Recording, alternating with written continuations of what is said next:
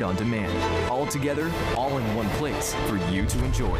It's whatever kind of adventure we want it to be. Get it all with Spectrum TV. There I was, 16, divorced, remarried with a baby, another on the way, and I could barely read or write. Getting my high school diploma was a catalyst I needed. Now I have a bachelor's, a master's, and I became a teacher. When I look at all these success stories, I could not help but think it all started by getting my high school diploma.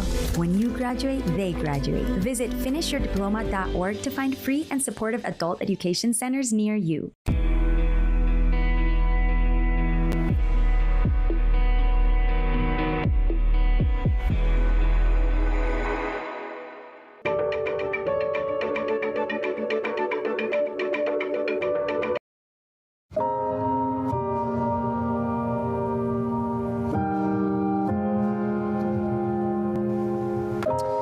You're watching special coverage here on Spectrum News of the funeral of Dick Cheney. I'm Josh Robin. It's now 11 a.m. in the nation's capital, where the former vice president will be eulogized by former elected officials, family, and friends at Washington National Cathedral. You see that the casket just went in there. Richard Bruce Cheney died on November 3rd from complications of pneumonia and vascular disease. He was 84. He had a long career in public service and business. He began working in the Nixon administration back in 1969 as a special assistant. He was President Gerald Ford's chief of staff. He then served as Wyoming's lone representative in the House of Representatives for a decade before heading back to the executive branch as defense secretary for President George H.W. Bush. That's where he oversaw the Persian Gulf War. Cheney then entered the private sector. He was chair and CEO of the energy company Halliburton. George W. Bush then called on Cheney to lead the search for a running mate in the year 2000. That search ended with him. Cheney has been regarded as the most powerful vice president in U.S. history. Joining me this morning, a number of individuals and political experts. I'm joined by my colleague right here in the studio, political anchor Errol Lewis. Quite a legacy. You heard that opening there, Errol. What do you think his legacy is? And I recognize that a lot of very good reporting and books have been written about this. Yeah, understood. There's a political legacy. There's a legal legacy, frankly. He was one of the early advocates of what's called the unitary executive theory, the idea that presidents can do pretty much whatever they want. Donald Trump, although he has attacked Dick Cheney, is actually benefiting from some of the ground that this man paved, where throughout the conduct of the Gulf Wars, as well as his actions in the Nixon White House, this was somebody who believed very strongly that the president should have an almost free hand to do whatever he wants. It's a big part of what we're fighting over in government and in the courts right now, over whether or not that should be true. We're joined now by political reporter Taylor Popolars. He is outside the cathedral. So we're seeing there, Taylor, on the screen, a number of familiar faces, people who led the country or were second in command, and yet the most important political figure in the world is not there. That's right, Josh. President Donald Trump is here in Washington, but he's at the White House, and Vice President J.D. Vance is also here in Washington, but he's currently at an event hosted by the conservative media outlet Breitbart. Neither of them are believed to have received invitations to this funeral. The Cheney family famously was extremely critical of President Trump, so much so that they crossed party lines last year and endorsed, campaigned for, and voted for then Vice President Kamala Harris in a really stunning political turnaround. But President Trump has not been a fan. He has not publicly commented on the former vice president's passing. I was in a White House press briefing where Caroline Leavitt, the press secretary, shortly after Cheney passed away, all she would say is that the president was aware of his passing and that flags were lowered to half-mast here in the nation's capital and around the country in accordance to state law. What's interesting, though, former Vice President Mike Pence is here. He and his wife, Karen Pence, the former second lady, were just walking around outside the cathedral here. I actually spoke briefly with the former second lady. She said they were in London yesterday and they came back here to the U.S. to attend this funeral. They're actually heading then back to Europe and they're going to Amsterdam, so it gives you an idea of how important it was for them to be here. We know former President George W. Bush is here. Former President Joe Biden, his spokesperson, confirmed he is attending. So a lot of high-ranking political political officials, but not President Trump, not Vice President Vance. A reminder that these tense politics we exist in are still very prevalent, even in somber moments like this. Yeah, well, thank you, Taylor. We'll bring in our Jason Fechner coming to us from Milwaukee. Jason, it's really an interesting tableau reflecting back not too long ago, my friend, to the year 2000 when there was a race between Al Gore and George W. Bush. They're sitting very close to each other there. And it's really striking that after 8 years of the vice presidency that you have Democrats and Republicans paying tribute to him today. And Josh, great to see you. I think that speaks to what we have seen in kind of the national political discourse as of late. You know, you've kind of got this fraction of established Republicans, which President Donald Trump would call rhinos out there, Republican in name only. And, you know, they and Democrats have kind of joined forces to a certain degree, especially in instances like this one, as we watch the funeral of Dick Cheney today. And I think it's very interesting to see how the two of them, especially Al Gore, kind of came together in the wake of their respective time in the vice president's office out there. So a fascinating event to watch today as we see certain Democrats and Republicans come together out there, as we have seen certain Democrats and Republicans come together in the wake of the 2000 election, and obviously most recently the most recent one with Dick Cheney endorsing Kamala Harris ahead of the vote.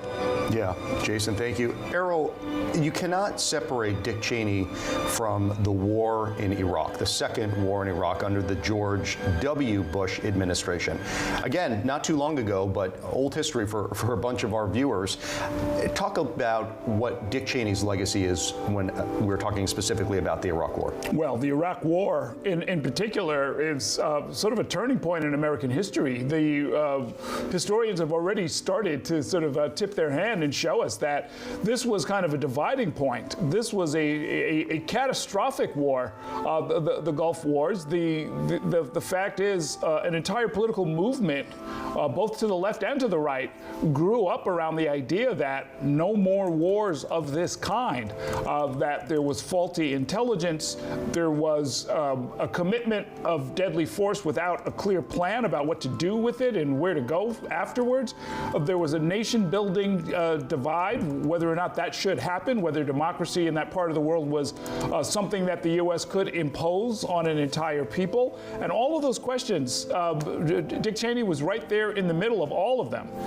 The early consensus by historians, and I think the politics have borne this out, Josh, is that it wasn't handled very successtically. Yeah. And it gave rise to counter movements. It gave rise to people, including Donald Trump, who have campaigned for a decade or more now on the idea that this cannot be repeated, that there were mistakes made here that we cannot afford to ever see happen again.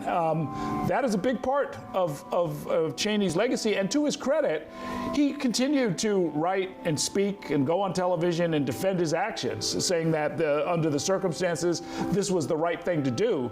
But the jury is very much still out, and the politics at this point have swung in the opposite direction. Yeah, and so much of it was based on the fact that they were so sure, they were so insistent that there are weapons of mass destruction there that pose a direct threat to the United States. And obviously, we are years later, they have looked under every possible rock, and there were no weapons of mass destruction. That's right. Well, see, it loops back to that unitary executive theory I was talking about a minute ago. The idea being that we have to have a free hand because if there's even the possibility of weapons of mass destruction, we need, without spending too much time talking to Congress or frankly even the public, we need to have a strong executive that can go in and handle the threat, even a hypothetical threat, using whatever means are necessary.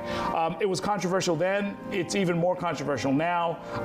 Again, I think the consensus is that we're going to have to proceed a little bit differently, although Donald Trump, here again, testing that whole theory, going and killing people in the middle of the Caribbean Sea without any discussion or attempt to sort of build up public support around it. So, look, Dick Cheney, we're going to hear him eulogized today as a cowboy, and that is an appropriate metaphor bar for the way he saw the way government can and should be used at times. What's really striking, Taylor Popolars, is the old and the new Republican Party. Mike Pence there, George W. Bush there, other top Republicans, but that seems like a Republican Party of old. The party of Donald Trump is not a fan of Dick Cheney, as we've been discussing, and indeed, Donald Trump and J.D. Vance are not there. It's incredibly true, Josh, and I think it's worth remembering that 2 decades ago, Dick Cheney as vice president, as you mentioned, the most powerful vice president in U.S. history, was at the apex of his power. The Bush dynasty was continuing, and today's Republican Party is the complete opposite of that in so many ways. And you and Errol were talking about foreign policy. It's hard to compare the Bush-Cheney doctrine on foreign policy with the Trump-Vance doctrine that is much more isolationist, that is not interested in what the vice president, who's a veteran himself, considers to be forever wars. And the vice president just a few days ago was speaking critically about Dick Cheney's time as vice president and his foreign policy record, not to mention the political breakup between Liz Cheney, who we're going to hear from today, Dick Cheney's daughter, a former congresswoman herself, the number 3 House Republican leader at one point. She was essentially exiled from her party because she broke with President Trump over the January 6th attack on the Capitol. She ended up playing a prominent role in the January 6th committee in the House before she lost her bid for re-election. She faced a primary challenge in Wyoming. That marked an end of the Cheney political dynasty out in Wyoming, and it also marked an end of kind of this old school Republican Party that's been taken over by the Trump wing of the party for much of the last decade. So, you know, it's tough on these days of these somber events like a funeral to talk about the political optics, but these are also national political figures who have had very public opinions on things, very public relationships, and very public falling out. So it's no surprise that the Cheneys did not extend an invitation to President Trump or Vice President Vance. Dick Cheney filmed a political ad for his daughter where he said straight to the camera that he felt Donald Trump was a threat to the republic and that he should not hold office ever again. So it makes sense you wouldn't want to invite that person to your funeral. But as we saw with President Jimmy Carter's funeral at the beginning of this year, it's tradition that people from both sides of the aisle gather for moments like this, are able to put politics aside. But I think it shows how much the GOP has changed and just how much bitterness remains. Yeah, I remember the bitterness from the year 2000, and yet you have George W. Bush and Al Gore sitting right near each other. I believe we have Ebeth Bruce-Wall are coming to us from Orlando. Ebeth, great to see you. I understand that you talked with one of the people who is actually there today who knew Dick Cheney. What can you tell us? Yeah, former U.S. Senator Mel Martinez, who was also HUD Secretary under Bush 43, and former mayor of Orange County, the biggest county in Central Florida. He's there. He received the invitation. And this is key to point out because this is on a personal note. You know, I think there's so many different feelings that we have of who we invite to things like a wedding or a funeral, where our families are exposed, our feelings are exposed. This is one of those moments where you see the who's who, the creme de la creme of politics right there in a very solemn day. So for former Senator Mel Martinez to speak with Spectrum News was really special. And so, yeah, he was sworn in oath of office, not once but twice. One, when he was appointed to be HUD Secretary, as I mentioned, under Bush 43, but secondly, when he won and became a U.S. Senator for the state of Florida. He said that the Dick Cheney he knew was very warm, and as a Cuban American, Mel Martinez always felt welcomed and was quite literally invited to the table to discuss the biggest topics at hand. He's been in the private sector for quite a few years, so for the former senator to come out and speak to us before he made his way over to the funeral that we're seeing right now was super special. Interesting too, Josh, I did the interview with him in English and Spanish. He shared more information when we were talking in Spanish, which is typical for some of us who have multiple languages. We feel a little bit more comfortable. And he shared this, which he didn't tell me in English, he told me in Spanish, that he always felt loved and welcomed when he would be invited to private dinners, sometimes around the holidays by Dick Cheney. And so Mel Martinez and his wife Kitty would be invited to these very private moments. And he walked away saying his legacy will be cemented in what a strong vice president he was, as the rest of our panel has been talking about. He was no wallflower at all. Ebeth, I wanted to ask you just a little bit about his legacy when it comes to the split within the Republican Party. It's something that we've talked about, but Florida played such a key role back in the 2000 election, and I wondered, from your vantage point covering Florida politics, if you can talk about the affinity that the state has for Donald Trump now versus the affinity that it had, again, not too long ago for George W. Bush. Listen, President Trump, when he's not at the White House or when he's not, stopping by New York, he lives in the state of Florida. Whenever you drive around just about anywhere, you see the Trump stickers, the Trump flags that are all over the place. So this is, for many, this is Trump country. It used to be a purple state. It became solidified once Governor Ron DeSantis won a while back. It became a truly red state. With that said, there is a strong mixed feelings, I would say, with a lot of the donors for the Republican Party who I talked to offline, and they're having buyer's remorse a little bit here when it comes to immigration issues, and I feel so odd talking about that, to be very honest with you, when we have such a solemn setting here. But this is politics, literally front row, and so we have to talk about it. A beautiful display, as you have been mentioning. In the front row, you see President Biden, Dr. Jill Biden, Kamala Harris. We see George W. Bush, right, and his wife, the former First Lady, and other Republicans there in the distance.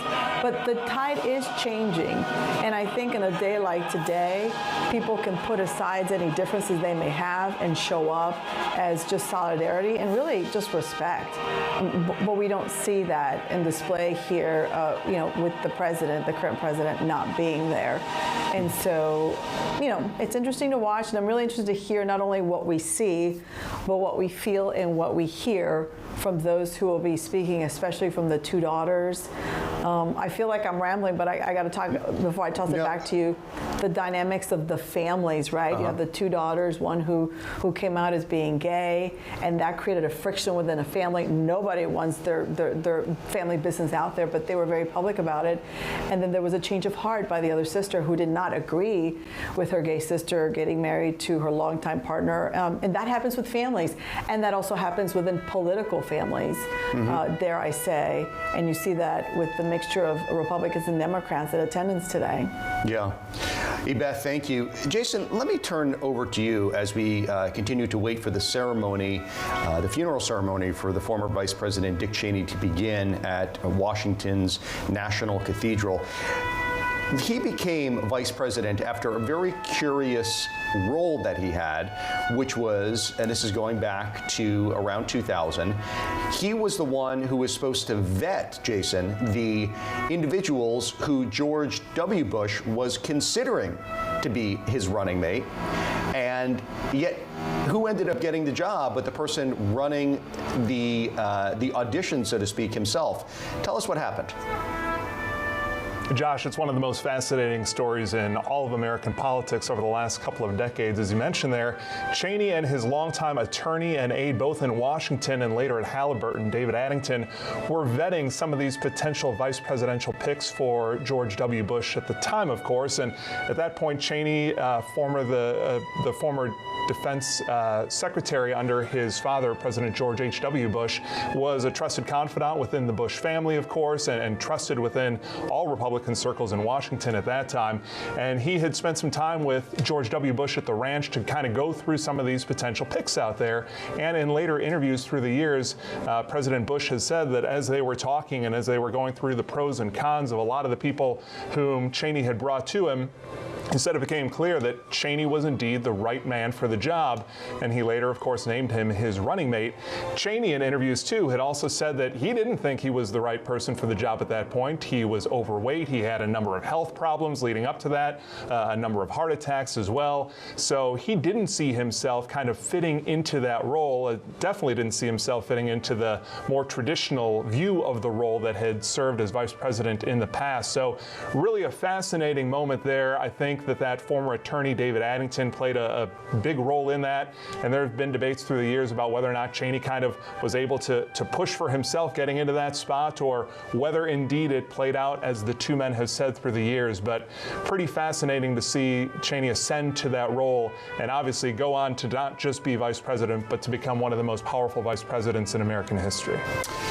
Thank you, Jason. So what we're seeing now is the family, including the widow, the former Second Lady of the United States, and Dick Cheney's children, taking their seats at Washington's National Cathedral. His flag-draped casket has been brought in, and we expect that we will see it again soon. In addition to the figures who we've known for many years, we also see family members, his grandchildren. We anticipate that they will be speaking as well. And this is all taking place after the former vice president passed away earlier this month. There is Liz Cheney, someone who has been the lone representative from Wyoming for a number of years and was ousted in a very contentious primary a couple of years ago. Errol Lewis, talk about the role that Liz Cheney played in recent political history. Well, she was and is a staunch conservative, but a conservative of the old school, meaning she believed in freedom and in low taxes and in strong defense. Those used to be the watchwords of the conservative movement and the Republican Party. She did not take the further turn of going behind Donald Trump. She is not part of the MAGA movement. She, in the end, like many conservatives, was utterly repelled by the January 6th insurrection, the attack on the Capitol, the interference with the transfer of power. And she said that it was contrary to her principles, and she said to conservative principles, to simply let that happen. And so she became a full-throated member of the committee that looked into the January 6th insurrection. She was a co-chair of it. She went where the facts led. She lost her job in Congress as a result. The MAGA movement turned on her, President Trump in particular, and the voters of her district turned her out in favor of a more pro-Trump Republican. So she stands as a sort of a living example of the bridge between the old style conservative Republican, exemplified by her father, Dick Cheney, and the new Republican, the new MAGA Republicans, where Donald Trump calls the tune and the entire party just kind of runs along beside it. Taylor Popolars, I wanted to ask you about forgive me, being told that we are now going to listen in. It seems like the funeral is starting. We can see just behind those doors the casket of the former Vice President, Dick Cheney. Let's listen in.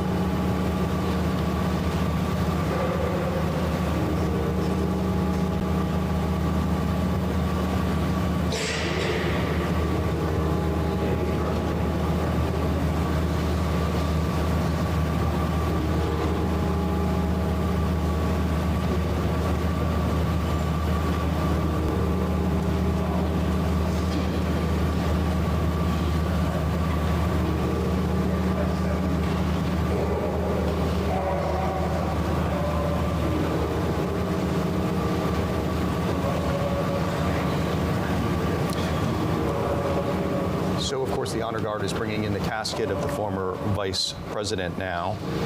And It is unclear where he will be buried at this moment. Discussions did occur about him lying in state at the Capitol. Of course, he not only served in the White House, at the Defense Department, the White House, I should say, in a number of different roles over the decades, but he also served as a Wyoming representative. That is not going to happen. It was ultimately a no that he would not have that lying in state. The speakers today will be the Reverend Randall Marshall Hollerith. He's the Dean of the Washington National Cathedral. George W. Bush, the former President of the United States. Dr. Jonathan Reiner, who is Dick Cheney's cardiologist starting in 1998. He's a professor of medicine and surgery at George Washington University. They actually co-authored a book together. Dick Cheney had a long history of cardiovascular disease, 5 heart attacks throughout his life. The former Representative Liz Cheney, as we've been talking about, who is, of course, his daughter, Cheney's grandchildren, and Pete Williams, a former Assistant Secretary of Defense. We're going to turn now back to Washington National Cathedral. I know that my Redeemer liveth, he shall stand at the latter day upon the earth. And though his body be destroyed, yet shall I see God, whom I shall see for myself, and mine eyes shall behold, and not as a stranger.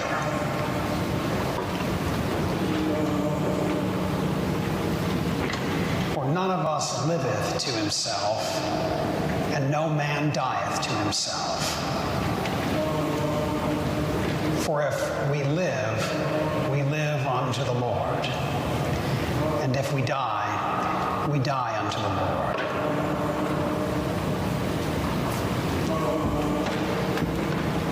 Whether we live, therefore, or die, we are the Lord's. Blessed are the dead who die in the Lord. Even so, saith the Spirit, for they rest from their labors.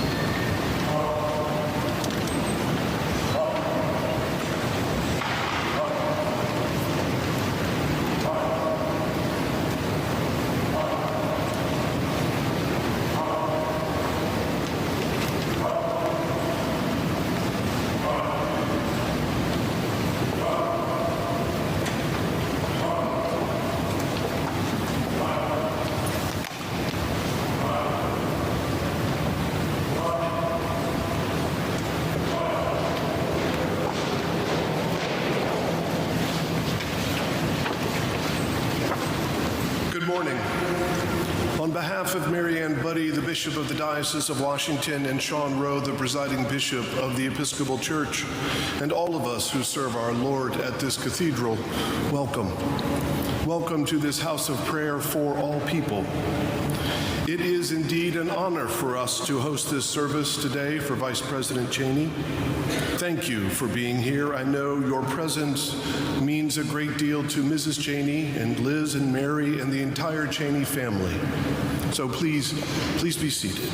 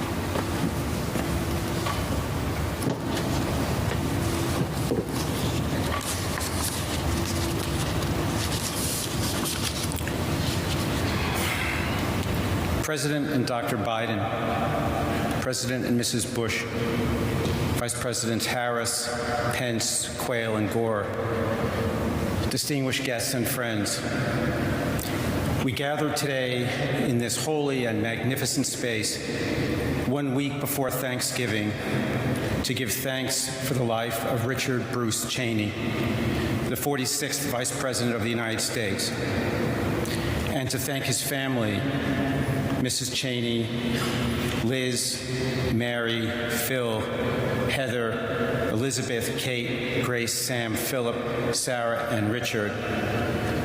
Thank them for sharing him with us. I'm Jonathan Reiner, and I was privileged to be the Vice President's cardiologist. I'll admit, I'm not very good at letting go. But it can take a village to care for a complicated patient, and I want to acknowledge the many doctors and nurses here with us today who took such magnificent care of the Vice President. Over a span of 27 years, Vice President Cheney gifted me with his trust, and there's nothing more sacred between a doctor and their patient than trust. I'm happy to report that I haven't given many eulogies. No one wants a doctor who's great at funerals. But I stand here this morning deeply honored to tell you about my remarkable patient, Dick Cheney.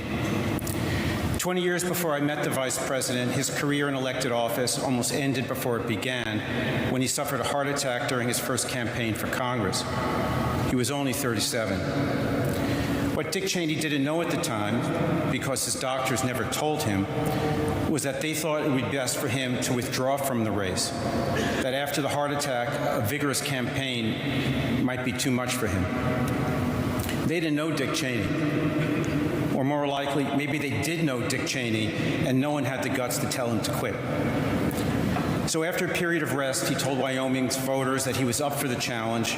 He said a little hard work never hurt anybody. And later in the summer, he resumed his campaign, won that election, and then 5 more. For a man with very complex heart disease, the Vice President was the easiest patient to care for. He was meticulously compliant with his prescribed treatment. As it pertained to his health, he lived by the motto, when in doubt, check it out. He never allowed politics to influence his personal health care decisions, and not once in all my time as his doctor did he try to write or change a single word of a statement I issued. There was only one time in my entire tenure with the Vice President that he said no to a medical recommendation from me. It was on September 11th, 2001. I had an appointment to see him that day at the White House for a scheduled checkup. I don't typically make house calls, but sometimes I'm willing to make an exception. In advance of the visit, my colleague, Colonel Lou Hoffman, the Vice President's wonderful full-time White House doctor, had arranged for some routine blood tests. But before the tubes could be sent to the lab, our world changed. Amazingly, even with the chaos and horror of that day, somehow late in the afternoon, the blood samples found their way to a lab. In the early evening, while the Vice President was on the move to an undisclosed location, Lou called to tell me that our patient's potassium level was dangerously, maybe even lethally high. I thought that the result was probably erroneous, an artifact of the prolonged delay in processing the blood. But we needed to be sure. I was worried about him. I asked Lou if we could repeat the test right away, but the Vice President firmly said, no, not today. I didn't think that was the day to argue with him. You might think that taking care of a public figure, particularly one who carried nuclear launch codes, could be a bit intimidating. But the Vice President was an unassuming man. His calls to me, even when originating from the White House, always began in the same modest way. Hi, John, it's Dick Cheney. Prior to the 2000 election, one of my young cardiology fellows, who somehow had never heard of Dick Cheney, asked the soon-to-be Vice President of the United States what he did for a living. The soon-to-be Vice President answered, government work.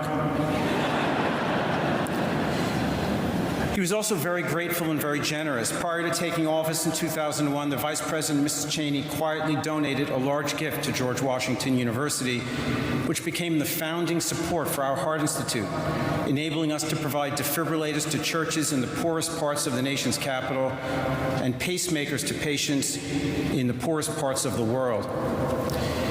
In his 2006 eulogy for President Ford, Vice President Cheney referred to his boss, the 38th President of the United States, as the still point in the turning wheel. It's a beautiful image derived from a passage in a T.S. Eliot poem. I remember hearing his words then and thinking how aptly the phrase described the Vice President himself. In all our time together, in moments of true existential risk for him, the Vice President was always the calmest person in the room, including me. One evening in July 2010, as he lay literally dying in the cardiac surgical intensive care unit, I told the Vice President that the mechanical heart assist device scheduled for the next day couldn't wait until morning. It would be too late. He looked for a moment towards Miss Cheney, Liz, and Mary, and then said calmly, "Okay, let's do it." That's all he said. "Okay, let's do it." Months later, as he recalled that night, he said that he thought he would probably die, and he was at peace with it. The Latin word for heart is cor. It's also the source for the word courage. To have heart is to have courage. I don't think courage is necessarily the absence of fear. Rather, it's the ability to persevere even in the presence of fear. Time and time again, that's what Vice President Cheney was able to do. His wasn't a false courage cloaked by a thin veneer of bravado, but rather a genuine fortitude in the face of true mortal peril. He lived most of his adult life chased by a relentless disease intent on killing him, but he never looked over his shoulder. He only looked ahead. The hospitalization to implant the ventricular assist device was long and complicated. He was in the ICU for more than a month, but not for a single moment without his family watching over him. When I entered his ICU room on his sickest days, I would often find Mrs. Cheney at the base of the bed, rubbing his feet. Liz and Mary took turns sleeping in the hospital. He just barely survived. But the device ultimately enabled him to recover and last the 20 months until he was gifted with a new heart. Today, as we remember the Vice President's life, I ask you also to think about the anonymous family who, in their time of terrible grief 13 years ago, donated the heart of someone they treasured to a stranger they would never know. It was a blessing and an act of love. A gift that gave him many more summer afternoons on the Snake River with his fly rod, and most profoundly, precious time to watch his 7 grandchildren grow up. This was what was most important to Dick Cheney. At a recent birthday party, he told them, "I am so proud of all of you." He was an American patriot and a man who loved his family. I was honored to be his doctor. It was an even greater honor to be his friend.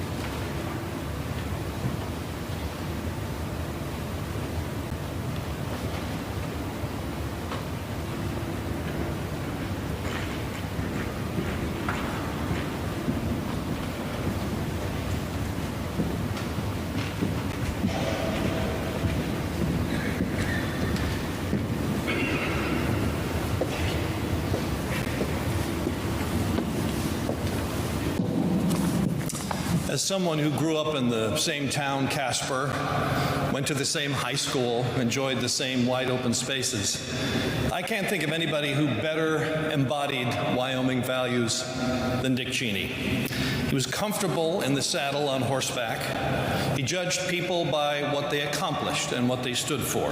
He loved the state where he grew up and met Lynn. And Wyoming loved him back, electing him 6 times to the House of Representatives. He enjoyed the solitude of the Wyoming wilderness, too, and was an expert at finding the best places to deploy a fly rod. In fact, if you wanted his attention in the office and you saw that the Orvis catalog was open on his desk, you knew to come back some other time. For my 50th birthday, he offered to let me come with him for a day's fly fishing in the Tetons. I told him that the best gift I could give in return was to respectfully decline, because I'm no fisherman, and I knew that if I spoke even 10 words all day, he would say I talk too much. When I was his press secretary, I once wrote a news release that contained the word bureaucrat. He crossed it out and substituted federal official. As the son of a man who worked for the Agriculture Department, he respected people who chose to serve their country. Many Americans got their first look at Dick Cheney during the Gulf War, Operations Desert Shield and Desert Storm. My office at the Pentagon was the place where letters made their first stop, and one in particular stands out in my memory. A woman in Indiana wrote to say this: "During these difficult times for our country, it is reassuring to turn on the television and see someone in charge of our military who is plain speaking, resolute, and strong." And then she added, "I find these qualities to be very attractive. I'm not sure whether you're married, but if you're ever in Indianapolis, you can look me up." I showed this letter to Secretary Cheney, and he took it home to brag about it. Shortly after Dick Cheney became Secretary of Defense, one of our senior policy officials had a request for me as the Pentagon spokesman. A New York Times reporter wanted to know more about a new effort by the George H.W. Bush administration to reach a nuclear weapons agreement with the Soviet Union. The official sought permission to give the Times some background. I relayed the request to Secretary Cheney, who gave us okay, but he said, "Make absolutely sure our guy talks it over with the White House first to get a clear idea of what he can say." The following Sunday morning, the paper revealed that the president would soon propose a new negotiating tactic. The problem was that the president planned to reveal that strategy in a speech on Monday, and he was none too pleased to see it spelled out beforehand. I received a call at home on Sunday informing me that this official and I were to report to Secretary Cheney's office first thing Monday morning. We walked in and sat down, braced for the worst. The secretary said, "I've got some good news and some bad news. Which do you want first?" So I asked for the bad news. He looked at us sternly and he said, "The bad news is that the President of the United States is very angry with you both." And then I asked for the good news, and he said, "I only have to fire one of you." I could tell he was joking. I'm not sure the senior official realized it. And then Secretary Cheney said, "It's okay, guys. I told the president it was my idea." He could have told President Bush that it was our fault, but he took the blame and saved us from ourselves. When the boss that you serve cleans up after your mistakes, you can bet that inspires loyalty. And Dick Cheney demonstrated that kind of decency and concern for all the people who served him during his more than 40 years in public life. In 1991, a magazine planned to run a story outing me. I knew it was coming, so I went up to his office and offered to resign. He wouldn't hear of it. And for several days after that article appeared, he would call me on the direct line to my desk at the Pentagon to ask how I was doing and to tell me to get on with the job.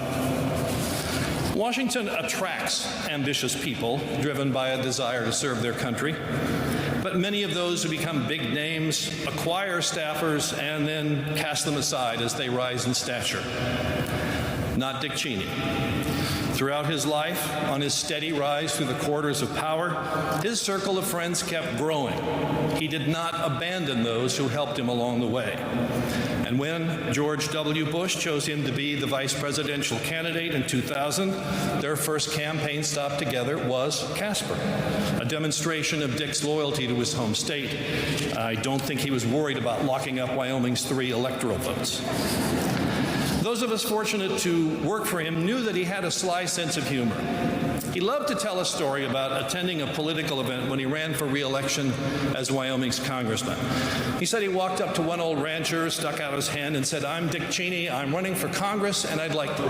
And the rancher replied, "You got it. That guy we got in there now is no damn good." In my 7 years of working for him in the Congress and at the Pentagon, I seldom came away from a meeting with him without thinking that I'd learned something about politics and government. Lynn captured that experience perfectly when she introduced him at the 2000 Republican Convention. Here's what she said. "Conversations with Dick have a way of taking unexpected turns. Problems get redefined, and you find yourself thinking about things in new ways." And she added, "I cannot imagine the discussion that would not benefit from his presence." Dick Cheney was a good and decent man. He loved his family and his home state. His highest aspiration was serving the country. And I'm so lucky and so deeply grateful that I was along for part of that ride.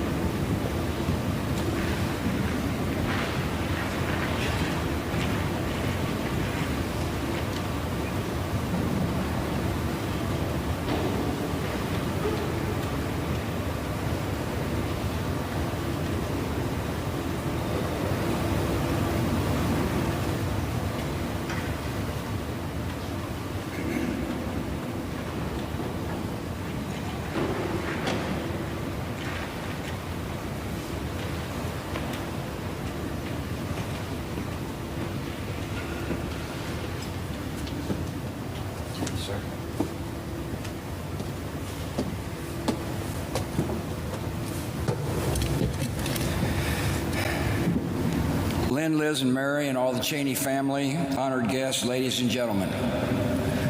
I appreciate this chance to say a few words about a man I was proud to call my vice president and my friend. Though not a happy assignment, I do consider it an easy one because there was so much to like and admire about Dick Cheney. Dick was a stoical man, and I doubt he left his life with any complaints about the time given to him or its end. He was also a grateful man, grateful above all for 3 loyal, loving women who shared in his journey. As I quickly discovered in 2000, when you choose one Cheney, you get 4. His busy and purposeful life was an adventure they experienced together.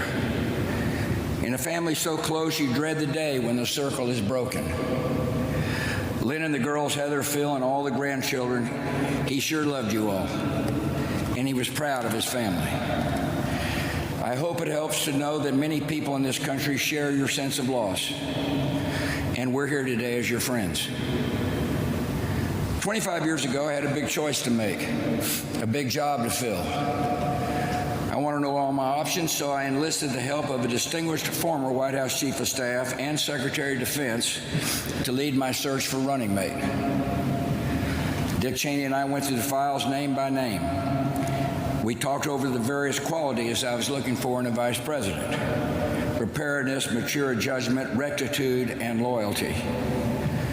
Above all, I wanted someone with the ability to step into the presidency without getting distracted by the ambition to seek it. After weeks of these meetings, I began to have a thought I could not shake.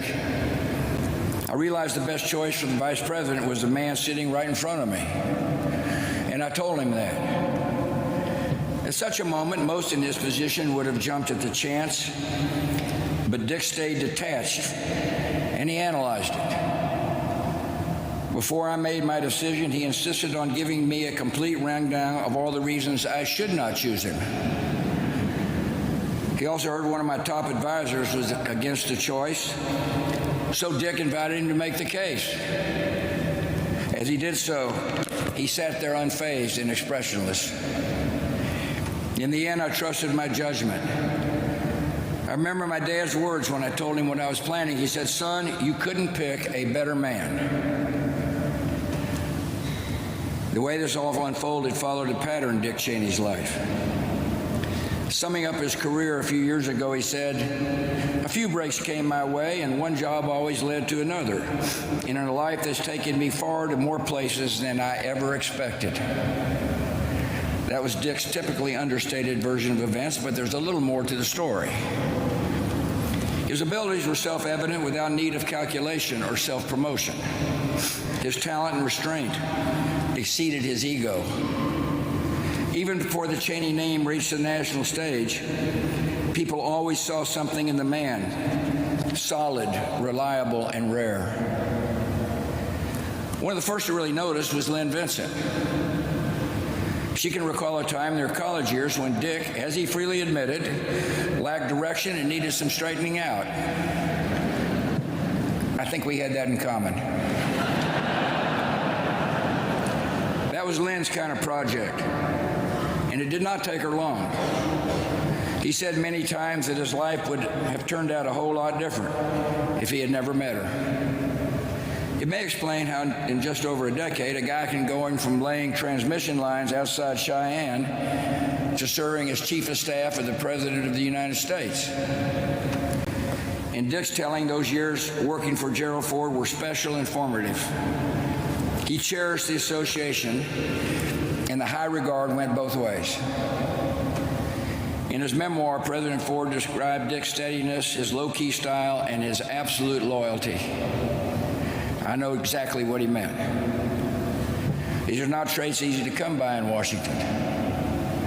Being calm, reticent, undramatic, and untrustworthy are not everyone's formula for success in politics. But they were the Cheney way, and they worked. I'm reminded of a renowned senator who once gave this advice to a junior colleague. Perhaps he said you could occasionally allow yourself the luxury of an unexpressed thought.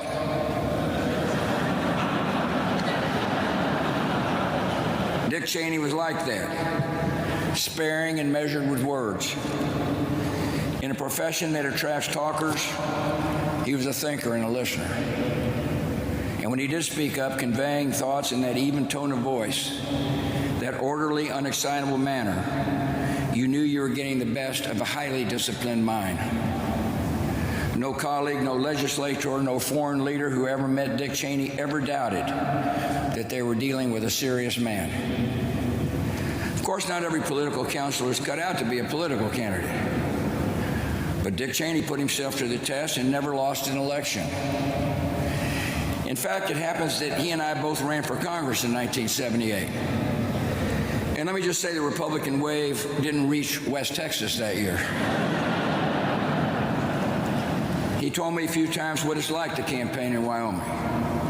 Lots of small gatherings and long drives. It's easy to imagine the impression that young Dick Cheney made when he was asking for the vote. I wish more Americans got to know Dick Cheney the way the folks in Casper, Cody, and Laramie got to know him. Smart and polished, without airs. Courteous and approachable, seeing everyone as an equal, a gentleman by nature, and a true man of the West. Dick was funny and easygoing in a style that his public image never caught up with. Though we can all agree he wasn't your standard issue politician. If any voters came hoping for a kind word and a hug, they'd have to settle for the kind word. But you can't question the appeal of the only person from America's Mountain West ever elected to national office. On that score, history should record that I chose my vice president not once, but twice. In 2004, he offered to step aside in case I wanted to replace him. I thought about it for a while, but after 4 years of seeing how he treated people, how he carried responsibility, how he handled pressure and took the hits, I arrived back at the conclusion that they do not come any better than Dick Cheney. Colleagues from every chapter of his career will tell you that he lifted the standards of those around him just by being who he was, so focused and so capable. In our years in office together, on the quiet days and on the hardest ones, he was everything a president should expect in his second in command. In moments of testing, Dick Cheney was the model of concentration, alertness, and composure. His memoir was titled My Time. His time produced an old breed of public servant, defined by their substance and character. This was a vice president totally devoted to protecting the United States and its interests. There was never any agenda or angle beyond that. You did not know Dick Cheney unless you understood his greatest concerns and ambitions were for his country. Across 40 years, his service was consistent, faithful, and noble. All in all, not a bad showing for a career and a life, especially when you consider his sheer physical endurance. As Dr. Rayner pointed out, he became an authority on cardiovascular disease and a marvel at what resourceful doctors and one very determined patient can accomplish. Dick had faced down fears and hardships, but he really didn't speak about them. The reward was more of a life than he ever expected, including 7 grandchildren to complete the picture. One of them, Richard, even asked his grandfather to attend kindergarten class for a show and tell. I wish I'd have been there.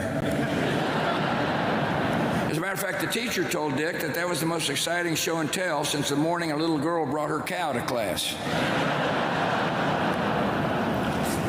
That might have been amongst Dick's last moments in the spotlight. In his final years, he was content to go his way. At a rare public appearance in 2022, he offered a kind of parting reflection. He said, when you can look back on a lifetime in politics and government, and what you value most are the friendships, then I guess you've done all right. A lot of us know that feeling as we say an affectionate farewell to the 46th Vice President of the United States. It's something to be cherished when a man of his caliber has been your colleague and friend. This son of Wyoming, son of Marjorie and Richard Cheney of Casper, went far in this world and in our own lives left a very fine mark. We are grateful for his good life, we honor his service, and we pray that somewhere up the trail we will meet him again.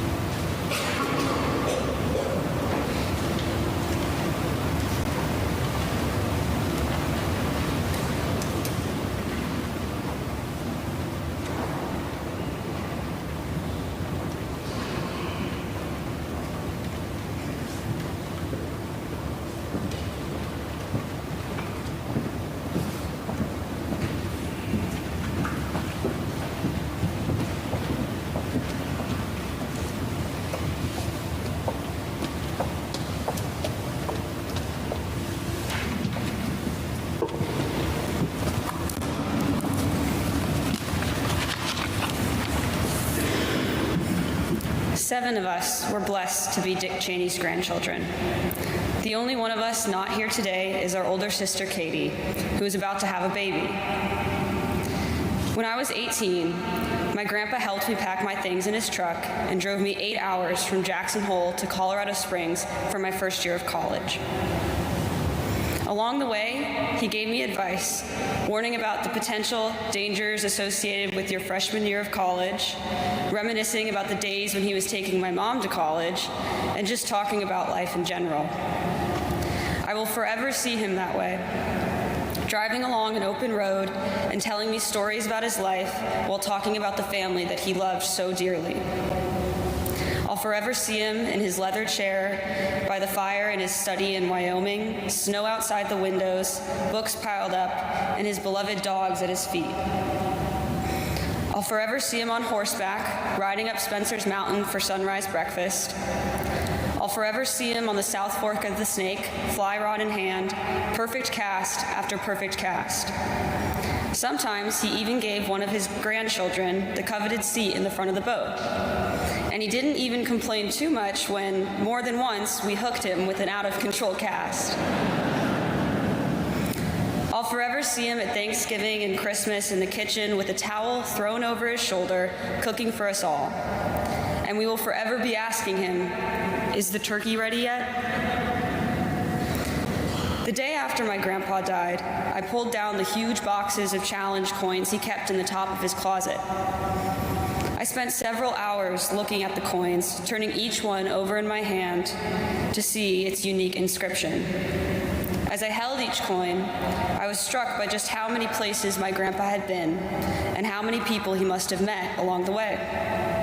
But this is who Grandpa was.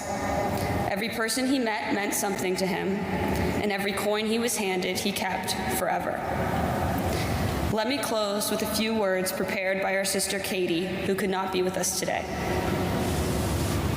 Dear Grandpa, the mark you left on our world is remarkable, but it pales in comparison to the one you left on our family. Your unwavering love for us is a legacy we will forever hold close and will pass on to our own children one day. As we prepare to welcome your first great-grandson into the world, please know that we are thinking of you. And if this baby boy grows up to become even half the man that you were, we will consider ourselves profoundly blessed. And rest assured, your great-grandson will be on the water with a fly rod in his hand the moment he can stand.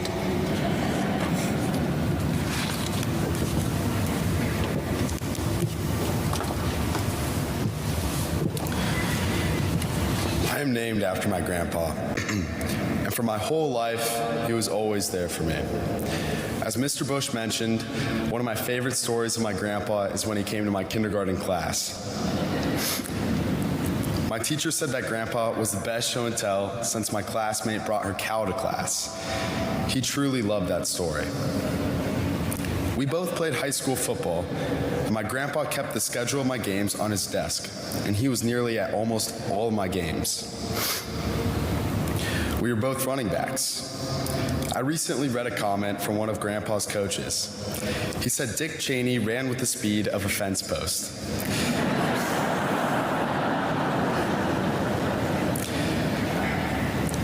Grandpa might not have been blessed with great speed, but he taught me that raw determination and grit can lead you to success.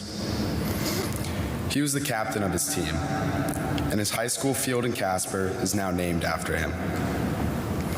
Every Christmas, Grandpa would cook our dinner while we hung out in the kitchen watching his favorite John Wayne movies, year after year. We loved to do this even though we had seen these movies dozens of times. I will always remember the hot Wyoming summer days when I was a kid. Days that my siblings and I would spend sitting together on our back porch, talking with our grandpa. He would give us important life lessons as well as make us laugh. What I remember specifically about the time I spent with my grandpa was the way he looked at me, how he looked at each of us. This was because when my grandpa looked at you and smiled, he didn't even have to say a word. You could just feel his love. In a way, his gaze alone said, "I love you more than anything." He always told us how proud he was of us.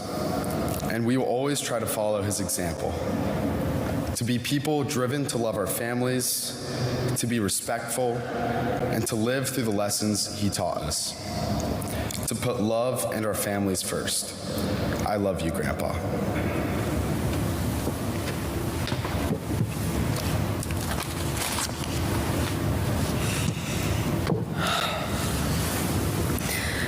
When I was on the high school rodeo team in Jackson, Wyoming, my grandpa was my driver.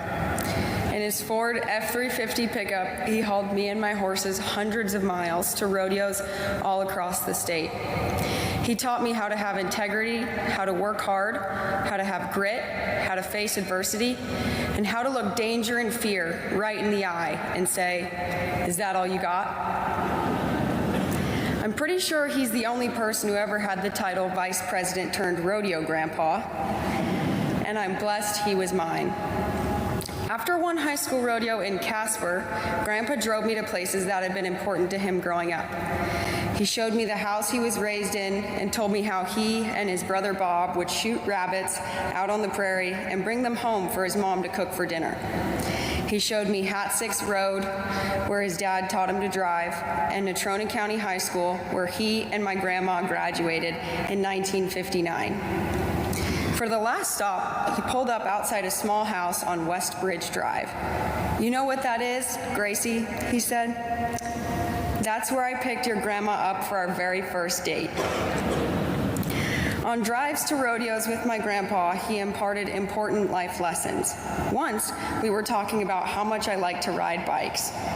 In response, my grandpa said, "Never ride a bike down the stairs. You will not make it, and your head will go through the drywall." He seemed to be speaking from experience. Dick Cheney was a great rodeo grandpa because he never went anywhere unprepared. You could always count on him to have emergency blankets, flashlights, headlamps, toolkits, different kinds of knives, emergency meals, fly rods, rain gear, pens, and butterscotch lifesavers. Since we usually stayed in the small living quarters of our horse trailer, things got pretty crowded. At one point, the Wall Street Journal got wind that Dick Cheney had turned into a full-time rodeo grandpa and asked to send a reporter to interview him. A few minutes before the reporter was scheduled to arrive, Grandpa and I looked around the living quarters and realized there was stuff everywhere. "Grandpa, we cannot have a Wall Street Journal reporter in here. They're going to take pictures." I said. "You're right," he said. "Let's shove everything in the bathroom." We ran around and did just that. When we were done, Grandpa looked at me and said, "Gracie, whatever you do not let the reporter use the bathroom." Long-haul road trips with my grandpa were extra educational because he did not believe in the use of any navigational devices. We often took the scenic route. He always knew the history of every area we drove through and taught me to stop at all the points of interest markers along the highways. I'll forever see my grandpa in his Stetson right before a barrel race telling me, "Ride hard. Go get him, Grace." No matter the result, when my run was over, he would say, "Great job, I'm proud of you." My grandpa had a love for the land, a love for his country, and a love for Wyoming. Any day of the week, any hour of the day, he was there to help. He was tough with a kind heart. Dick Cheney wasn't just my grandpa. He was my best friend, my hero, my role model, and the most influential person in my life.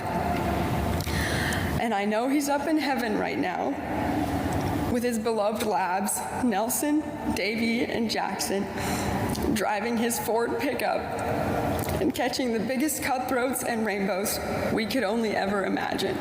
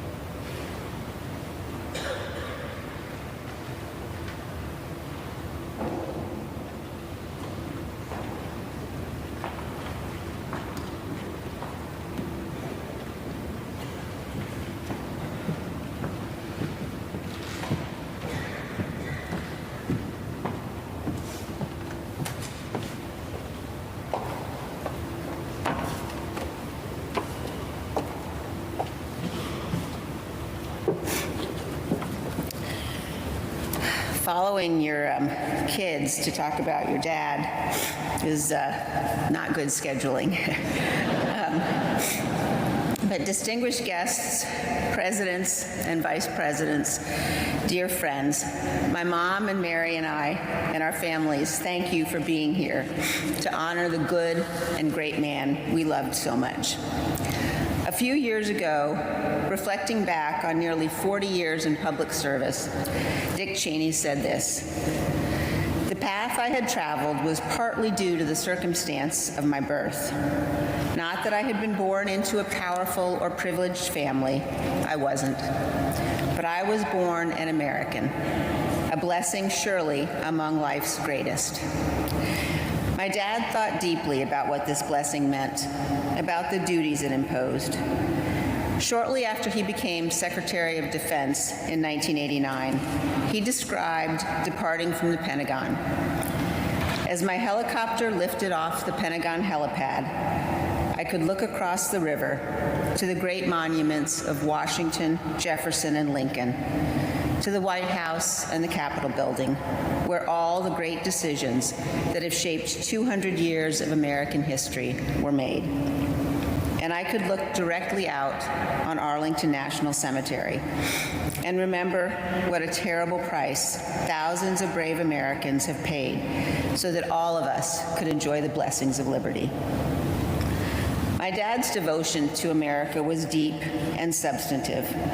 He spent his life studying the history of our great republic. He knew you couldn't truly appreciate what it means to live in freedom if you didn't understand the sacrifices of the generations who came before. And he made sure that his children and grandchildren understood this too. When Mary and I were little, my dad would load up our station wagon on the weekends to take us to visit Civil War battlefields. With the back seat down and no need for seatbelts in those days, we would stretch out, eating Krispy Kreme donuts for breakfast, while my dad drove us to places like Gettysburg, Antietam, Chancellorsville, and Manassas. To be clear, even with the donuts, Mary and I were not enthusiastic participants in these outings. As you might imagine, Dick Cheney read every word of every sign at every battlefield, museum, and national park he ever visited. When you're 5 or 6 years old, this is not your idea of a good time. Mary and I usually moaned and groaned about how long he was taking, and Dick Cheney ignored us. And he just kept reading the signs. He didn't lecture us or demand that we read anything, but we pretty quickly realized no one was going anywhere until he got done. And so we figured we might as well start reading the signs too. And what an education we got. That was the thing about Dick Cheney. He wouldn't force his opinion on you or demand you do things his way. He might not share his opinion at all if you didn't ask. In fact, he was known to go long stretches of time without saying a single word. But if you watched closely, if you asked questions, if you listened when he did speak, you had the experience of seeing the world opening up in front of you, of looking at things in new ways, of benefiting from his clarity of thought, his ability to crystallize what was important and what wasn't. And he was always surprising. Many know the story of his time at Yale. If my dad heard you say he flunked out, he would correct you. No, I was asked to leave. Twice. He took a break from school and he spent several years building power line across the West. I had heard this part of the story my whole life, but it wasn't until I worked with him on his memoirs that I learned how he spent his evenings. At the end of long days, he'd unroll his sleeping bag by a campfire or on a cot in the cook tent. And by the light of his Coleman lantern, he read Winston Churchill's 6-volume history of World War II. By the fall of 1963, Dick Cheney was convinced, some would say threatened, by my mother to return to school. He'd been at the University of Wyoming just a few weeks when he climbed to a seat up near the rafters of the packed field house to hear President John F. Kennedy urge the students to dedicate their lives to the service of our nation. I think this is the moment my dad decided what direction his life should take.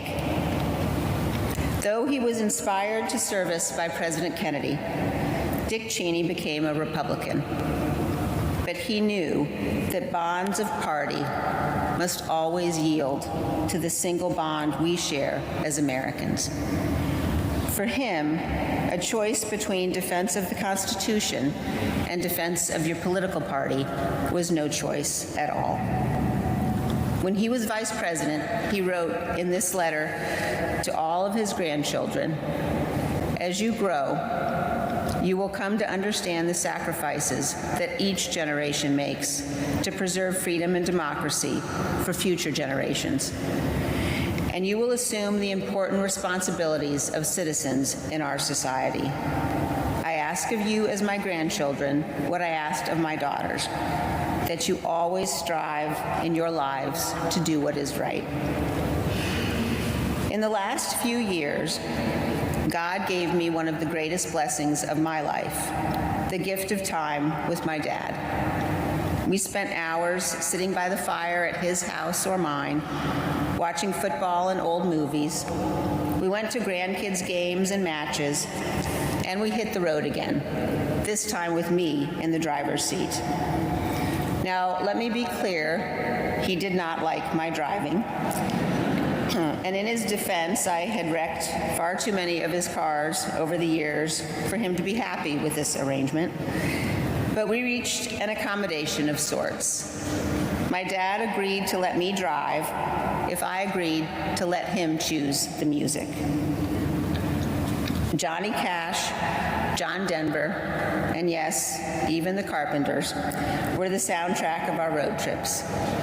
We went to places he'd taken us 50 years ago, to Manassas and Antietam and Mount Vernon.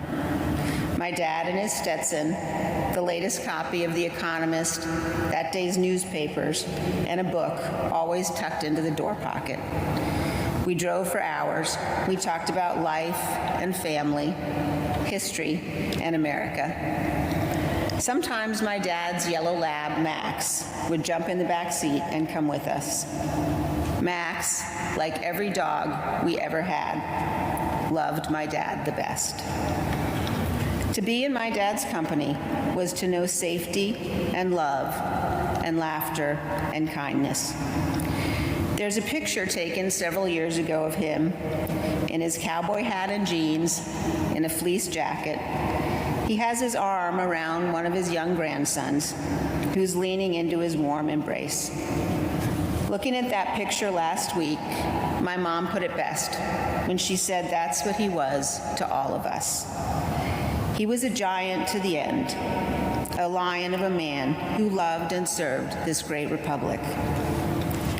The night before my dad died, the sky above my parents' house filled with clouds in the shape of winged angels. I'd never seen anything like it. It seemed indeed that angels and archangels and all the company of heaven had come to watch over him. As my dad left this earth, his last words were to tell my mother he loved her. And now, all of us who loved him so dearly say to him, "Good night, sweet Dad. May flights of angels sing thee to thy rest."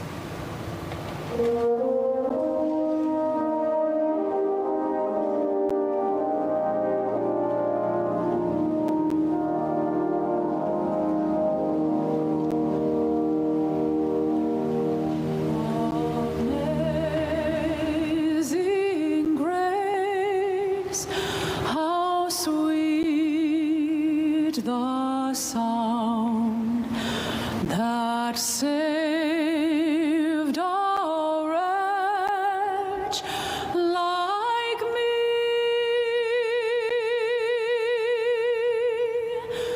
I once was lost, but now am found.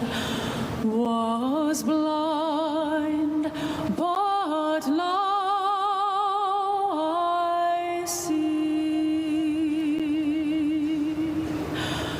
'Twas grace that taught my heart to fear, and grace my fears relieved. How precious did that grace appear the hour I first believed.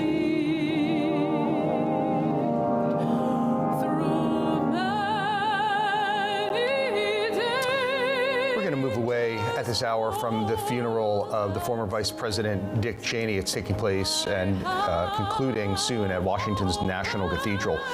He died earlier this month at the age of 84 from complications related to pneumonia and vascular disease. He is considered the most consequential vice president in the nation's history, serving in both terms of President George W. Bush and leading the United States in wars in Afghanistan, Iraq, and during what was called the War on Terror. He had a robust political history before he was a vice president and after as well. Political figures of both parties attending today's ceremony. That includes the former Presidents Bush and Joe Biden, former Vice Presidents Kamala Harris, Mike Pence, Al Gore, and Dan Quayle. It is unclear where Cheney will be buried, but he was praised today for his public service and also remembered for his personal connection, particularly with his grandchildren and with his daughters.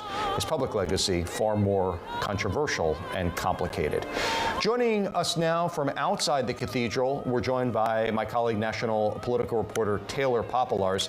Taylor, I was struck by the speech that we heard at the end. He was eulogized by his daughter Liz, who talked about, yes, the family road trips, a lot of stories that we didn't know, but also more broadly about partisanship and patriotism and country.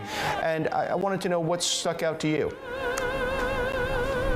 Well, one line in particular, Josh, from the former Congresswoman Liz Cheney, and I want to read it directly. She said of her father, "For him, a choice between defense of the Constitution and defense of your political party was no choice at all." She, of course, was alluding to the very dramatic 180 both she and her father took over the last couple of years, as they were in many ways exiled from the Republican Party that he once helped lead, and they started to criticize and turn on President Donald Trump after the January 6th attack on the U.S. Capitol, to the extent that they ended up endorsing and campaigning for and supporting former Vice President Kamala Harris as she was running for president last year. So I thought that was a notable comment from her. She also talked about her father knowing what she said: the bonds of his party must always yield to the single bond that we share as Americans. So much of both Liz Cheney's political career in the last years of her time in office and then her father's last years of his life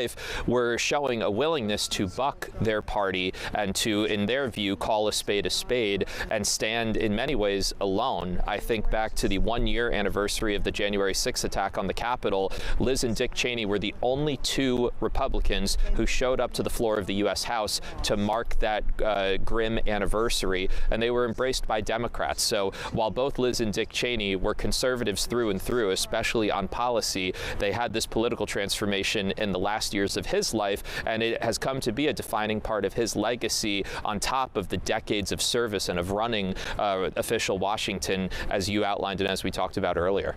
Yeah, Taylor Poplars, thank you. My colleague, political anchor Errol Lewis, joined me now. Errol, much political journalism, much award-winning journalism has been written about Dick Cheney. A very long life. What should people know about him that perhaps they weren't familiar with from this recent political history? Well, one thing that they should know is that he was involved in many controversial administrations and the many controversial actions of those administrations. The Nixon administration, the Ford administration, the George W. Bush administration, where he served as vice president and got us into what some called a forever war. He was right there in the middle of the arena, and for better or worse, that's what it takes to have staying power in Washington, is to go even when there's controversy. It was, of course, the Trump administration that was a bridge too far for the Cheneys, for Dick Cheney, and he had a rather dramatic break with the Republican Party that he loved.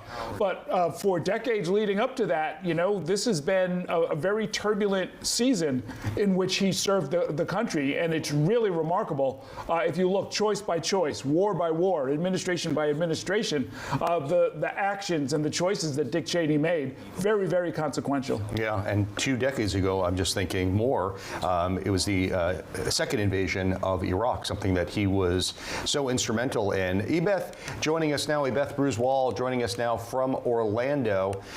Apart from the politics, many stories we didn't know about, including from his grandchildren. Tell us some of those. Yeah, and that's the part that and I think anybody watching at home right now in our special coverage can really soak in during a very difficult time for folks who knew him, and maybe people who are just learning about him because they're young and they just realize, oh my goodness, this man was a big figure in the politics world. But to hear the grandchildren talking about how he used to drive them, right, to the rodeo, how he used to come in his Ford F-150, how he would be coming on horseback, at sunrise, or they went fishing with him. These are the moments that you realize this man has such fortitude in the political world, but in the end, he was grandpa. He was a family guy that you relied upon. His daughter, Liz Cheney, talking about how they would go out for drives and eat Krispy Kreme. And that put a smile on my face, because I don't care if you're a Republican or Democrat. There's one thing everybody can agree on. It's a good donut. Maybe you like Dunkin' Donuts. I don't know. But Krispy Kreme is what he was having his daughters at a very young age eat for breakfast. And you think, okay, he was a cool guy. Something I want to bring up, too, that really kind of, really hit home for me was when you had different speakers talking about the fact that, and President Bush said this, in a profession that attracts talkers, he was a listener and a thinker. And former U.S. Senator Mel Martinez of the Central Florida area, Cuban American, we talked to him before he got on a plane and went to the funeral. He's there right now. And he said, Beth, when he interviewed him for the HUD secretary job, he goes, he just, yes, asked a lot of questions, but wanted to listen to my ideas, my thoughts. And that's something very rare that you see right in D.C. People want to talk, but can you listen and soak in what that other person across the table is telling you? And so, and it's his medical condition, also very interesting to hear from the doctor.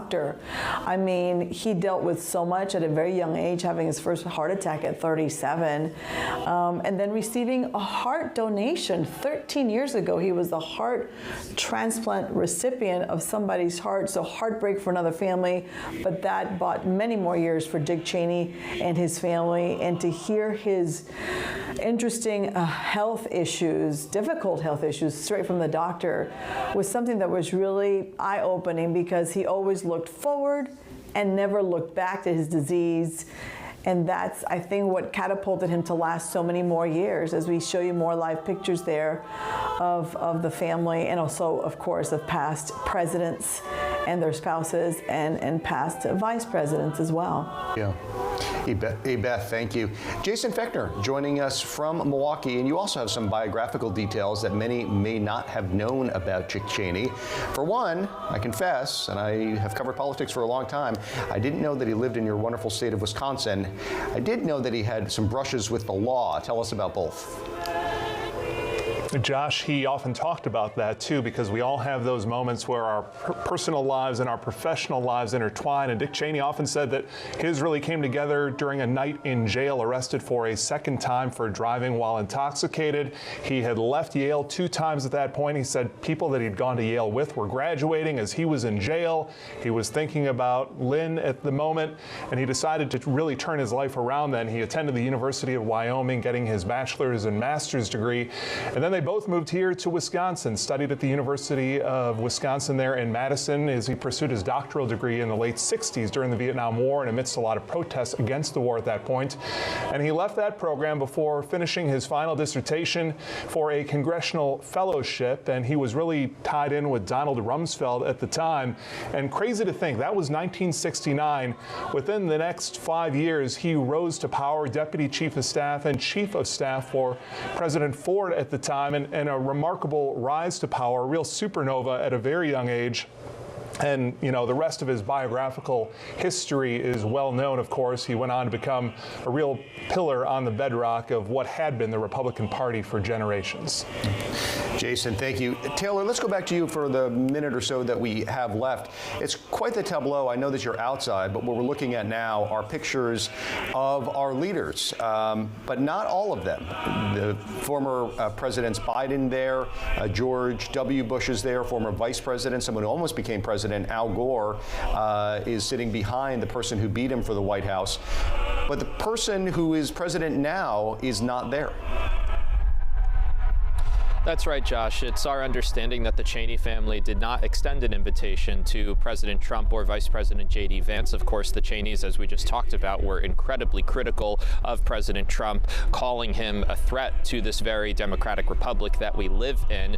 And in many ways, the political leaders who are sitting inside this cathedral behind me represent an old guard of politics that we're just not seeing play out much in our current politics, where things are incredibly tense. Both President Trump and Vice President Vance are here in Washington today, but they have other events going on. President Trump has even been posting what's being perceived by lawmakers as certain death threats against Democratic lawmakers. No mention of Dick Cheney or his career by either the president or vice president. So I think it's a reminder of the tense politics here and how the Cheneys, though 2 decades ago were the leaders of the GOP here, are very much now in a different category. We should mention that the flags are at half staff. Is that right? Are you seeing that around the White House and on official buildings? That is right, and it's been that way since the former vice president passed. The only comment from the Trump administration on the record, White House Press Secretary Caroline Leavitt said a couple of weeks ago that President Trump was aware of the passing of Dick Cheney and that in accordance with law, he was ordering the flags to be lowered to half staff. But beyond that, there's been no public comment from President Trump on this once very powerful figure, not only in his own party, but for the country at large. So Vice President Vance has been a bit openly critical of Dick Cheney's foreign policy record, which isn't a surprise, but beyond that, the administration is not really acknowledging this moment.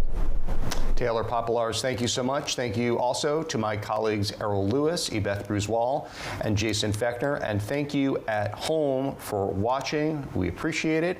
I'm Josh Robin. We have more news straight ahead here on Spectrum News.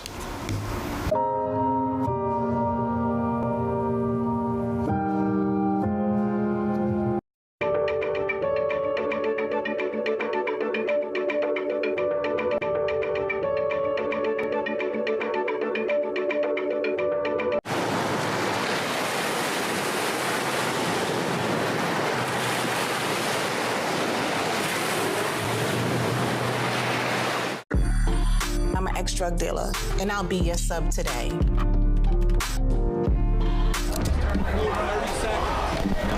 Two milligrams of fentanyl can be lethal. A lethal dose is in here. Who gets it, I won't know. It's cheap, it's potent, and it's profitable. The sad reality is fentanyl is being mixed into everything now. More kitchen now. Your entertainment the way you want it. With Spectrum TV, all these streaming apps are included at no extra cost. So you can watch anything. Movies, series, sports, reality, news. Here's a look at today's top stories. Exclusive originals. We await your orders. Even more more of your favorites with live TV. Stream across your devices and enjoy anywhere. See you later. Get it all with Spectrum TV.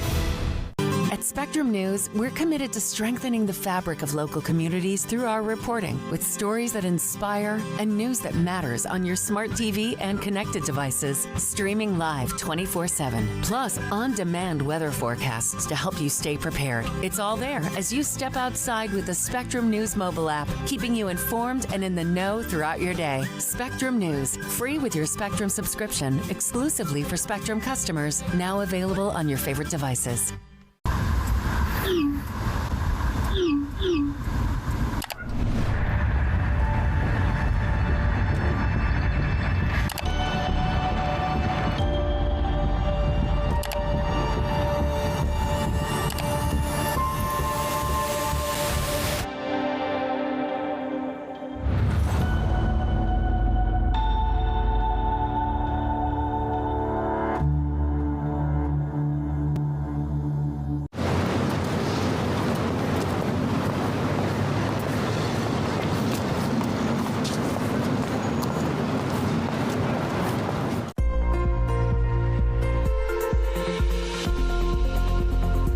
Meteorologist Ian Cassette with your weather on the ones.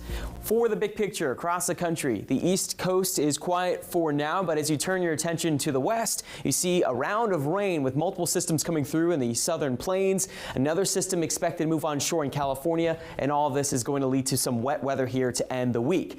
Looking at Texas, check out this moisture, a conveyor belt of moisture coming off of the Pacific through Mexico and into Texas. That is going to lead to potential for a little too much rain here over the next 24 hours, which is why we do have flood watches that are in effect running from Dallas through central Texas, including Austin and down to Del Rio, where we could get a range of 1 to 4 inches of rain here